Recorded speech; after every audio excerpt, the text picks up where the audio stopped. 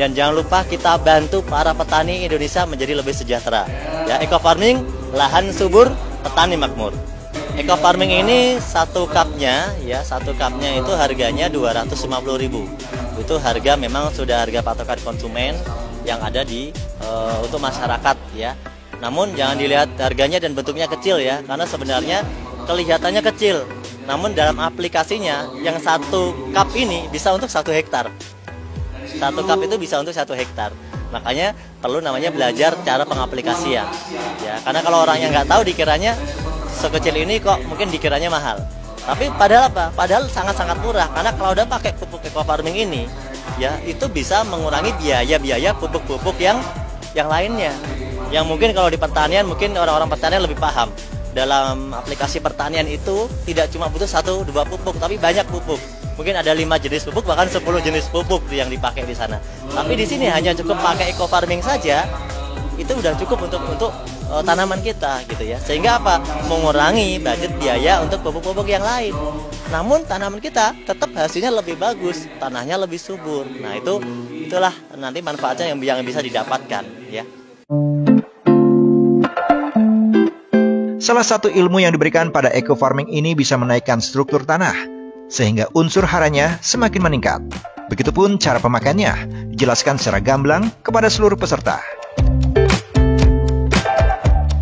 Saya hari ini mengisi acara training khusus eco farming, yang mana fungsinya adalah membekali para mitra semua untuk lebih mendalami fungsi maupun manfaat dari eco farming itu sendiri. Karena pupuk eco farming perlu proses edukasi yang tepat. Karena apapun produknya, kalau memang dilakukan tidak dengan cara yang benar dan tidak tepat, itu tidak beri dampak yang nyata.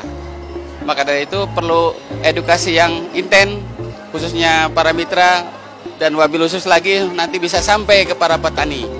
Karena petani ini perlu pembekalan, perlu edukasi, dan yang terpenting perlu bukti, Pak. Bukti itu menjadi satu hal yang jawaban yang paling akurat dan paling tepat. Dimana ketika bukti itu sudah terjadi, insya Allah petani akan menjadi kebutuhan ke depannya. Dan yang jelas, eco farming ini suatu hal yang memang harus kita perjuangkan, Pak. Karena bertani dengan cara-cara yang ramah lingkungan, dengan cara-cara yang lebih hemat, hasil bisa lebih meningkat. Alhamdulillah bahwa pupuk yang kecil ini, jangan lihat kecilnya, tapi manfaatnya banyak, ya.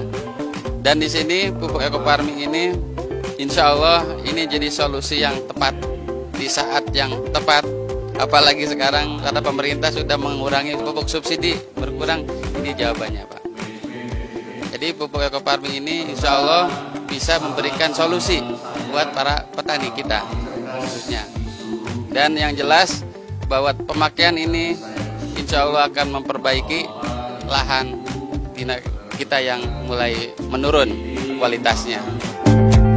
Dengan dilaksanakannya pelatihan ini, para petani dan juga seluruh mitra BES bisa menggunakan dan memanfaatkan eco farming yang diperlukan untuk perbaikan struktur lahan agar usaha pertanian bisa lebih efisien.